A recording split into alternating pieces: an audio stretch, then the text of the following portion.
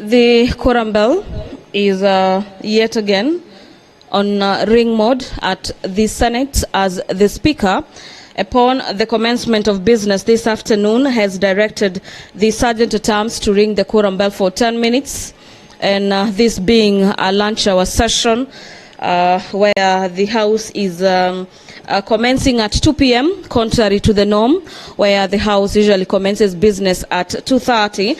A 10 minutes leeway has been allocated to senators this afternoon to make their way into the chamber this afternoon. Before I handed you over for the live broadcast, I was just mentioning that the Defense Counsel for Governor Mwangaza has already brought forward 2 witnesses, and for the remainder of their time, which is about 2 hours and 40 minutes, we'll be waiting to see whether more witnesses will be brought forward before the Senate this afternoon. But in a nutshell, is that Meru Governor Kawira Mwangaza has refuted all the charges against her by the Meru County Assembly, the charges being 3 mainly, and we will be awaiting to see whether these allegations will be substantiated. The senators will be voting on each of the charge by the end of this day, where they will be voting whether the charges on gross misconduct, the charge on abuse of office, and the other charge on gross violation of the Constitution and other laws of the land have been violated, have been substantiated, taking a vote on each and every charge.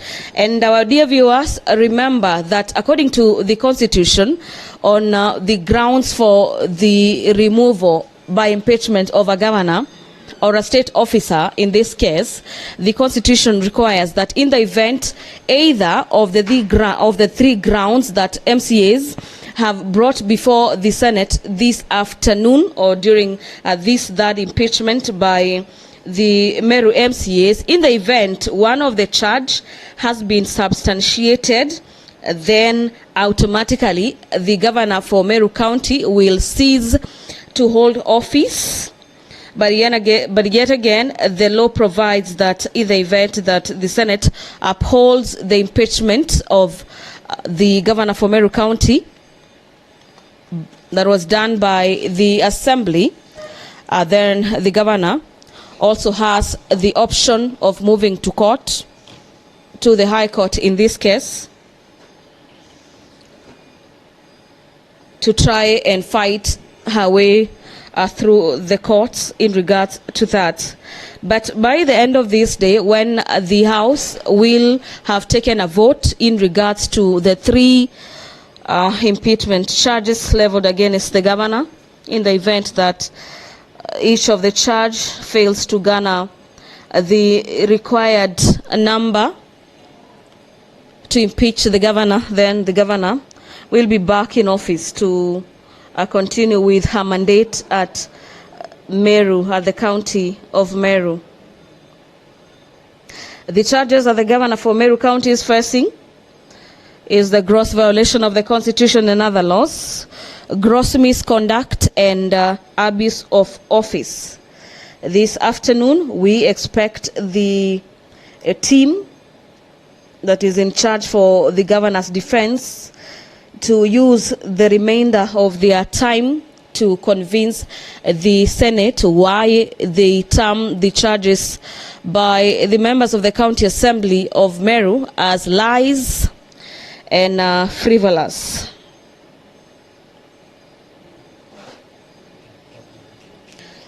The quorum has been achieved. Allow me to hand you over for this live broadcast. Enjoy your viewing.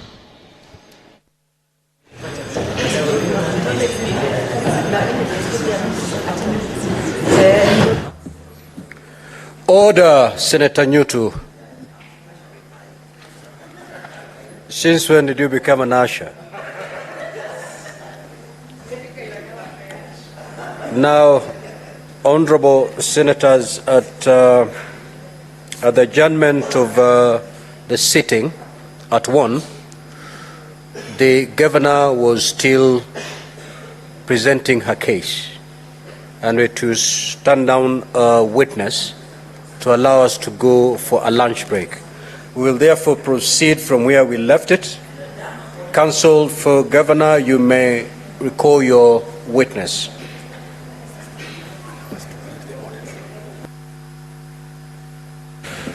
Clerk, proceed to call the order, please. Order number 1, communication from the chair. Order number 2, hearing and determination on the proposed removal from office by impeachment of Honorable Kawira Mwangaza, the Governor of Meru County. So, Counsel, before you start, just to remind you that you have 1 hour 55 minutes to conclude the presentation of the Governor's case. You may proceed.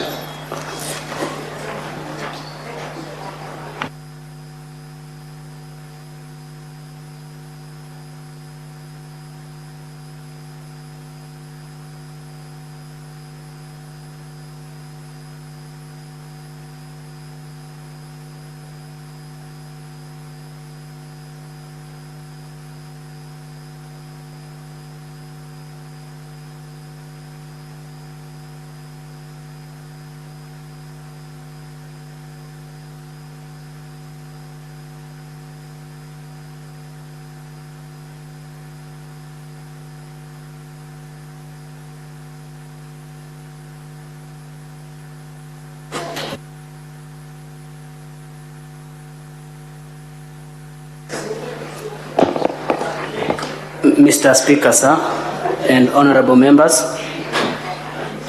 may I remind the witnesses that is still under oath through the chair. Thank you. I'm aware I'm still under oath. Thank you. Can I Mr. continue? Munene, may we proceed from where we had stopped, but we'll be moving to the second issue.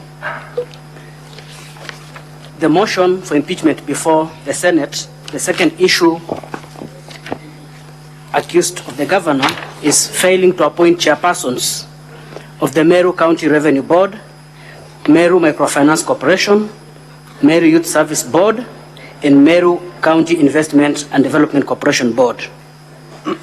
What's your response to that, Mr. Munene? Thank you, Mr. Speaker and honorable members.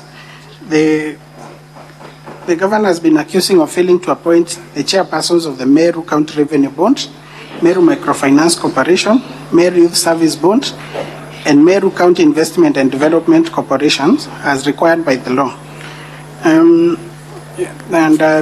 wish to state that by virtue of the information that has come within me, that's an allegation that is not true. The County Secretary, by a letter dated 18th June 2023, forwarded to the County Assembly the name of Japhet Ndumba Idhinji as a nominee chairperson of the Meru County Revenue Board. The process of appointment of these chairpersons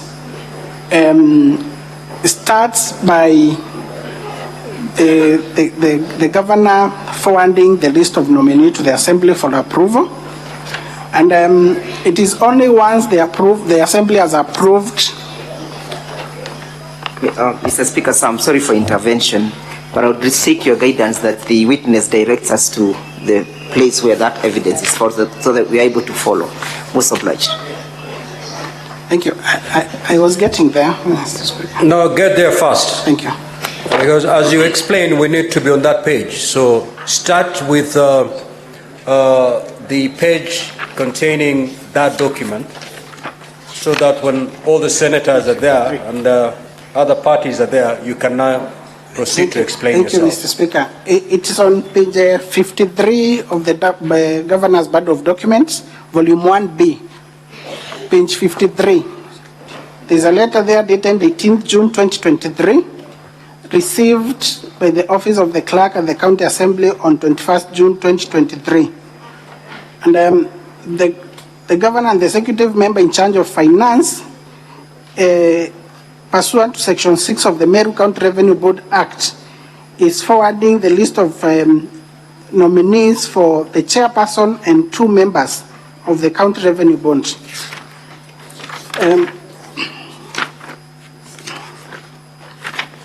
Mr. Speaker and honorable members, Page 57 of the same bundle of documents, it's a letter dated 21st June 2023, received in the office of the clerk of the County Assembly of Meru on the same date. It is forwarding the list of the chairperson and 2 members for approval by the County Assembly, forwarding the list, specifically the name of Harriet Karamana Gitonga Kadhata as the chairperson of the Meru County Investment and Development Corporation. Mr. Speaker, honorable members, page 58 of the same bundle of documents is a letter dated 21st June 2023, forwarding the list of chairperson and members, nominee members, for approval by the County Assembly pursuant to Section 6 of the Meru County Youth Service Act. That letter has been received on 21st June 2023, and of importance is that the name of Kimathi Mutembei Dennis is the chairperson that is being, the governor is seeking approval so that she can appoint.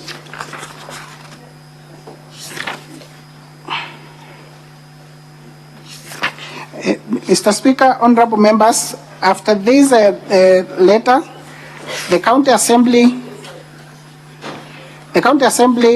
drew a letter dated 21st July 2023. The clerk of the County Assembly wrote to the County Secretary. That is in page 60, volume 1B, a letter that is in page 60, volume 1B, whereby the clerk of the County Assembly is saying that my office is unable to recommend the list for their consideration to be transmitted to the County Assembly for action, largely because they observe that there are some missing information regarding the status of offices, as some of the offices sought to be filled and substantive office orders. And by a similar letter that appears on page 61 of volume 1B, the clerk of the County Assembly is seeking,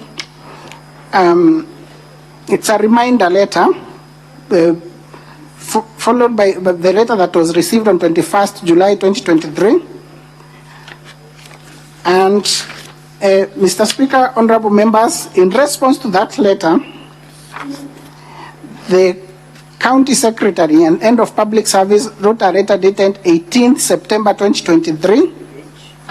It appears on page 54 of volume 1B of the same bundle of documents.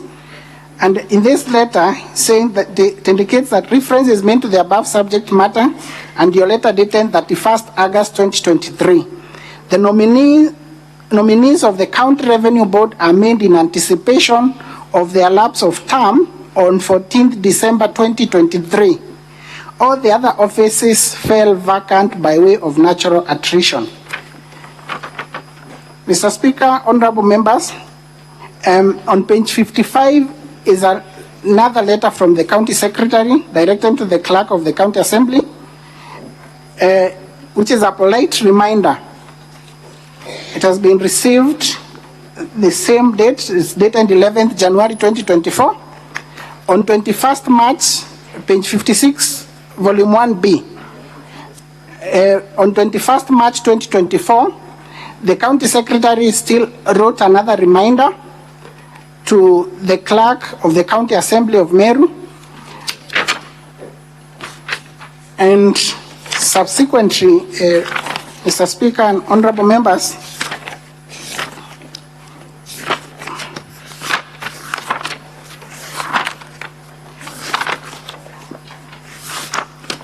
by a letter dated 15th July 2024, it's in the County Assembly's bundle of documents.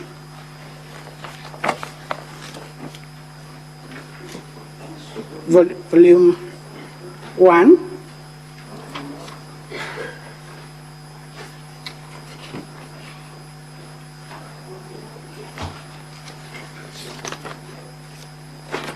Just put them up. This one.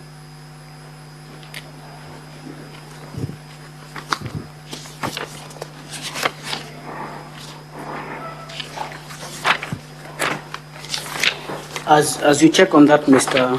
Munene, is that a demonstration of compliance from High Excellency the Governor? It is a demonstration of compliance, and of importance is that the letter, the dated 31st August, that is on page 61, which appears on volume 1B of the Governor's Board of Documents, the clerk of the County Assembly is indicating that they have learned, indicating that the County Assembly, County government, this is to kindly make a follow-up on the requested information to facilitate the commit of the 400 names to the various semi-autonomous boards of the county government of Meru to the relevant committee of the County Assembly for vetting and consideration, excluding the nominees of the Meru County Alcoholic Drinks Control Board, whose nomination has been since committed to the relevant committee of the County Assembly for vetting and consideration. Mr. Speaker, honorable members, despite the clerk of the County Assembly confirming that the list for the Meru County Alcoholic Drinks Control Board had been laid to the relevant committee by 31st August 2023, to date, that vetting is yet to be concluded.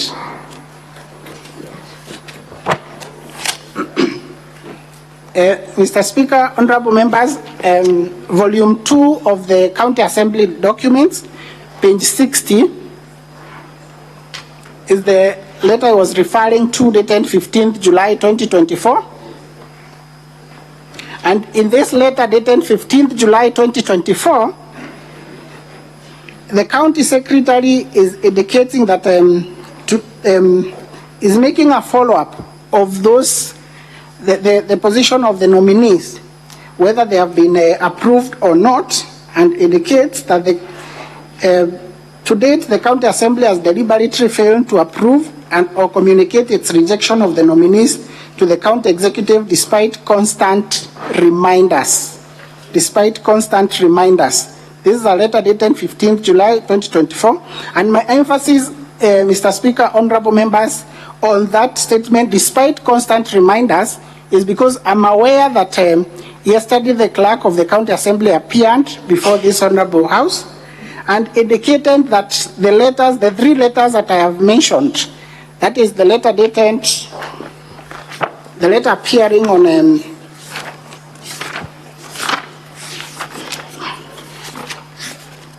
the letter appearing on page 54, 55, and 56 of the Governor's Board of Documents, that they are disputed. Those letters are disputed. The clerk of the County Assembly indicated they have never received any letter. For a reminder. Thank you. I think that point has been exhausted. Let's proceed to the next issue. The next accusation is that the Governor has refused to implement resolutions of the Assembly to dismiss the County Secretary, Dr. Kiambi Tambura, and the Chief of Staff, Mr. Gatobu Nchamba. What's your answer to that, Mr. Munene? Thank you, Mr. Speaker, honorable members.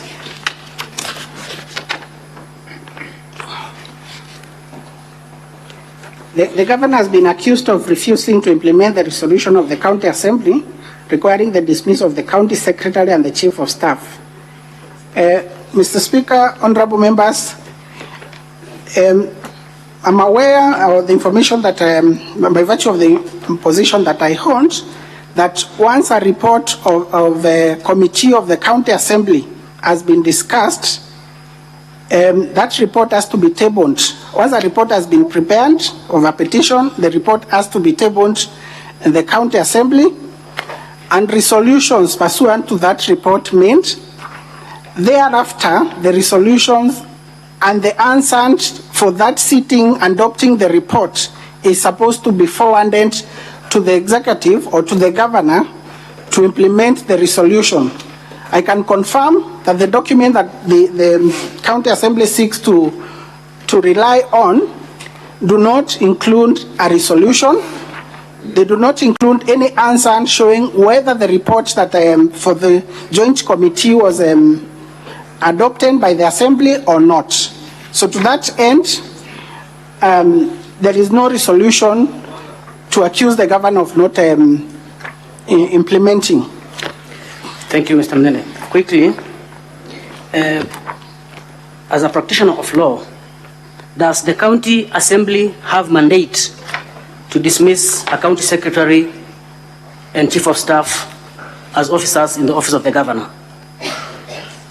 Mr. Speaker, honorable members, I'm not aware of a provision in law that mandates the county assembly to dismiss the county secretary or the chief of staff.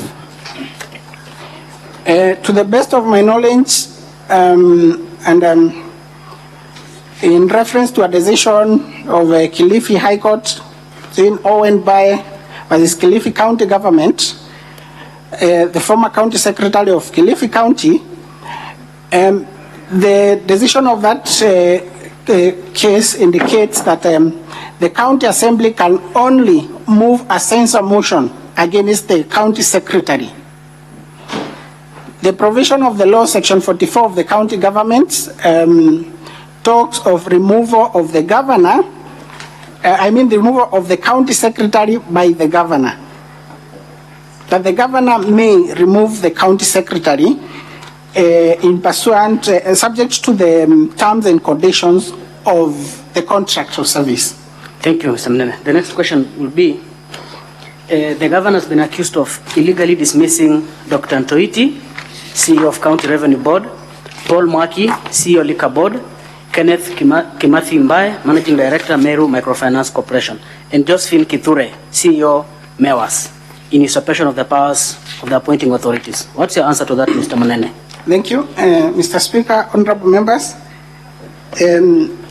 First, to note that this is a ground or particulars that were presented before the previous impeachment motion, in which I appeared as a witness before this honorable Senate, and I can confirm that this was one of the grounds. And the allegation that has been made is not true. The governor did not dismiss Dr. Ntoiti, Paul Mwaki, Kenneth Mbaye, and Joseph Kithure, but Dr. Ntoiti resigned. Paul Mwaki served his term, which his contract ended on, I believe, 15th December 2023. Kenneth Mbaye left, actually abandoned. In that matter, the decision that they are seeking to rely on, you realize that Kenneth Mbaye did not return back to work after the court quashed the county secretary, the former county secretary's letter sending Kenneth Mbaye on compulsory leave. He did not resume his work, so he abandoned work. And Joseph Kithure served his term to conclusion, until it was terminated by lapse of time.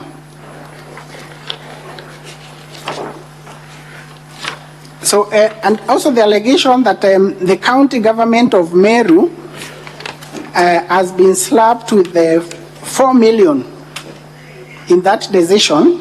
It is not true. It is not a correct observation. The county government, Mr. Speaker, honorable members, is not a party to that employment and labor relations dispute.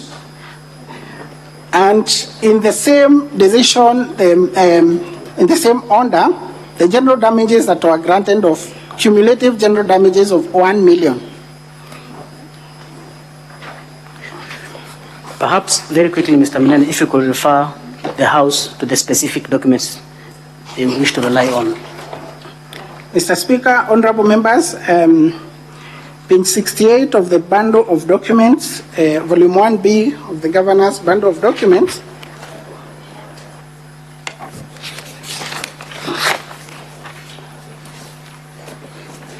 it's a request for confirmation on employment of Dr. John Ntoiti, made by the county secretary to the Nairobi County Secretary, Nairobi County. And on page 69, is a resignation of Dr. John Toiti, dated 14th November 2023. Page 70 of that bundle of documents is a letter from Nairobi City County confirming that confirming the employment status of Dr. John Toiti, that Dr. John Toiti is an employee of Nairobi City County. Page 71 of volume 1B of the bundle of documents, it is a notice of appeal indicating that the parties, the respondent, they disagreed with the decision of the court, and they have preferred an appeal against that decision.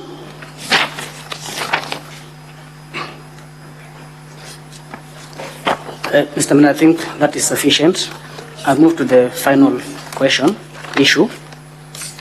The governor has been accused of having a bloated workforce in his office. What's the response to that, Mr. Munene? Mr. Speaker, honorable members, I confirm that there is such an allegation of bloated workforce, and that allegation, there was a similar allegation in the previous motion in which I also appeared as a witness, whereby the governor is accused of having a bloated workforce. There are documents on the contrary to indicate that the governor has been categorical on the issue of controlling the wage bill in the county. That is by minimizing any hiring or replacements.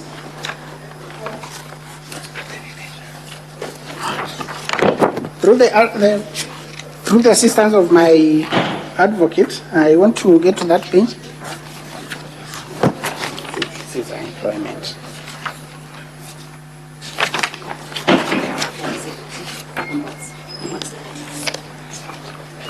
Page 170 of volume 1B, bundle of documents.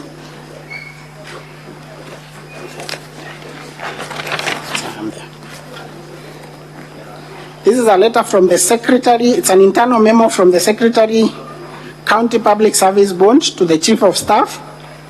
It is dated 17th October 2023.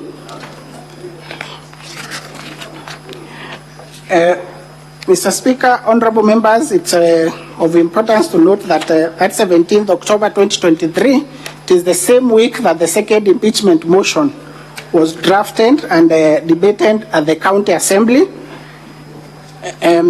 This was an allegation that, the document that they sought to rely on, they relied on those documents then, and they're still the same document that they're relying on. In this letter, dated 5th October 2023, on page 170, the County Public Service Board, the Secretary of the County Public Service Board is communicating to the Chief of Staff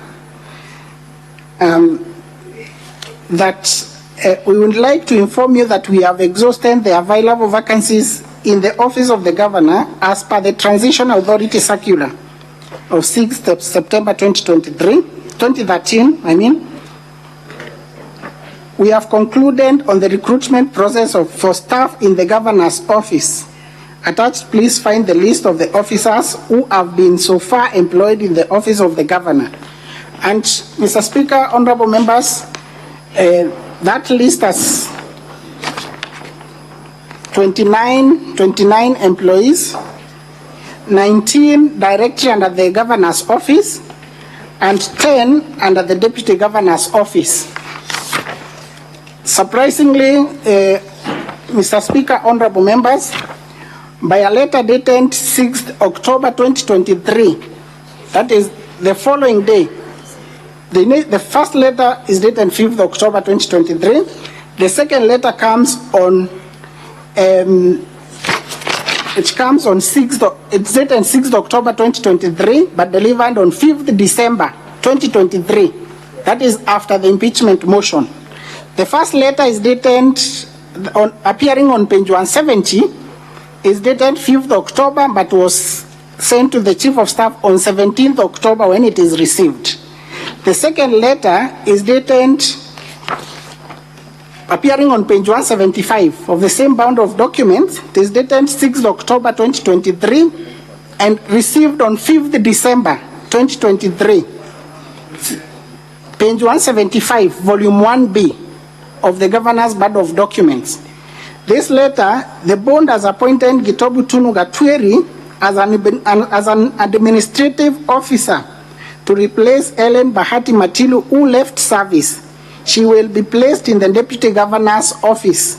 This is therefore to give you authority to loan her into the payroll. What was the response to that? Mr. Speaker, honorable members, by a letter dated 15th December 2023, it's appearing on page 173, volume 1B of these documents, the Chief of Staff responds on authority to loan in the payroll and indicates that it has been brought to our attention that by a letter dated 6th October, you have ordered the Chief Officer in charge of Public Service Management to loan a certain Gitobu Tunu Gatweri, whom you have apparently appointed as an administrative officer, employee under the office of the Governor. This is a protest letter, and on page 174, the letter runs to page 174 of specific importance before this honorable